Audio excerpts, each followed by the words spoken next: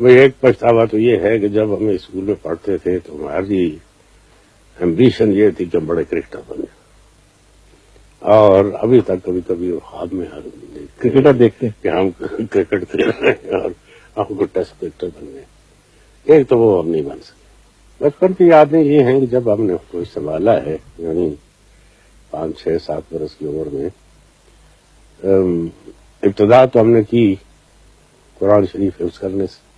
ایک حافظ صاحب مقرر کیے گئے کہ ہمیں وہ حفظ کروائے، تو ہم نے 3 سپارے حفظ کیے. اس کے بعد ہماری آنکھیں دکھنے آ گئی. تو وہ مجھے آج تک وہ جب پچھتاوے کی بات کر رہے تھے نا، ایک پچھتاوا یہ بھی ہے کہ وہ ہم ختم نہیں کر سکے. وہ 3 سپاروں کے بعد ہماری آنکھیں جواب دے گئی تو ختم ہو گیا.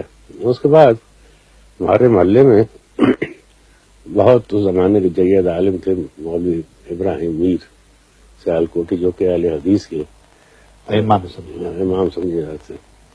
امام تو مولوی ثناء اللہ تھے امرتسری، ان کے بعد یہ تھے بہت جید عالم، اور لائبریری ان کے پاس، ان کے گھر میں جو کتب خانہ تھا. میں سمجھتا ہوں کہ مجھے معلوم نہیں کہ اس کے بعد چونکہ ہم چلے آئے کہ اس کتب خانے کا کیا ہوا. تو بڑی نادر کتابیں تھیں ہمارے دینی علوم کے بارے میں. تو ان سے آپ نے پڑھا؟ ان سے ہم نے ابتدا کی، ابجد اور قاعدہ. اور پھر گھر پہ ہم مدرسے میں نہیں گئے کوئی 4 5 برس شروع کرنے کے بعد.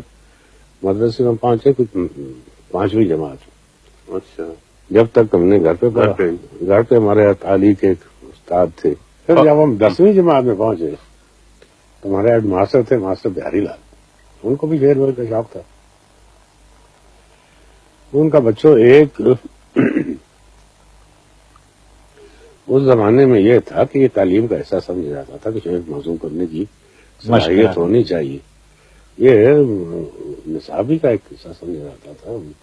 نصاب میں تو نہیں تھا لیکن فرض کیا جاتا تھا کہ کم از کم غیر کی اور وزن کی سمجھ ہونی چاہیے، اور کم سے کم اس طرح موضوع کرنا جو ہے یہ ضروری ہے. ان کا طرح پہ سب لوگ جو ہیں شعر کہیں.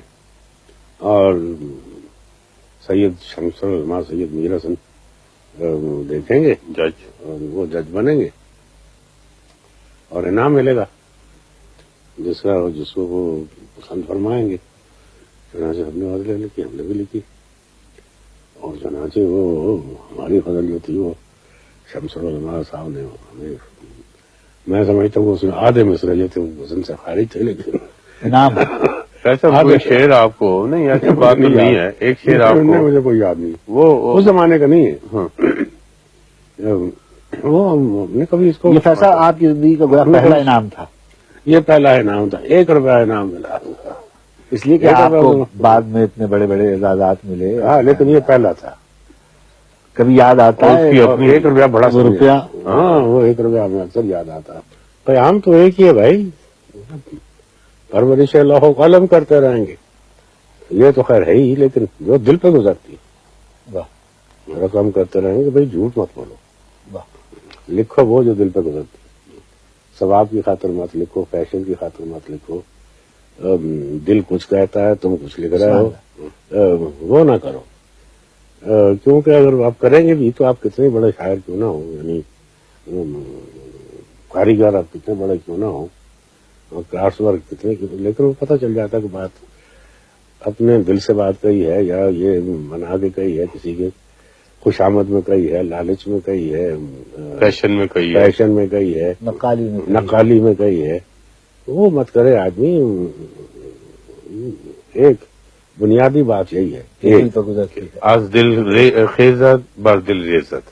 ایک جی. اور دوسری بات یہ ہے کہ آدمی کی اپنی ذات جو ہے وہ بہت حقیق چیز ہے. آدمی تو ذرا ناچیز ہے. اس کی اپنی ذات جو ہے، اس کا اگر کوئی وقار ہے تو وہ یہی ہے کہ وہ ایک دنیا کی باقی جو ہے کاروبار زندگی، ایک اس میں ایک ذرہ ہے. وہ جو بحر ہے اس کا ایک بوند ہے اس میں.